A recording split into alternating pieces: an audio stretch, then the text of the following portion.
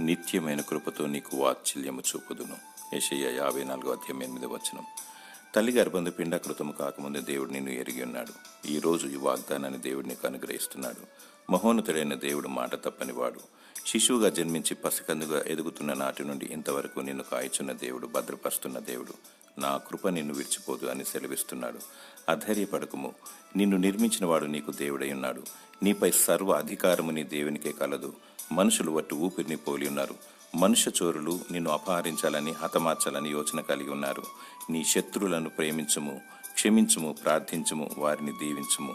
దుష్ట తలంపులు లయమైపోవాలని, దురాత్మను కాల్చివేయాలని ప్రార్థించుము. సత్యమైన దట్టిని కట్టుకో, విశ్వాసమైన డాల్ను పట్టుకో, నీతి అయిన మైమరు తొడుగుకో. ప్రభు అయిన యేసుక్రీస్తును స్తుతించు, విజయాన్ని సాధించు. ఈ లోకములో ఉన్నవాని కంటే నీలో ఉన్నవాడు గొప్పవాడు. నీతో వాదించు వారు మాయమై నశించిపోదురు. దేవుడు తన కనుపాప వలె నిన్ను కాపాడునుగాక. ఆమేన్.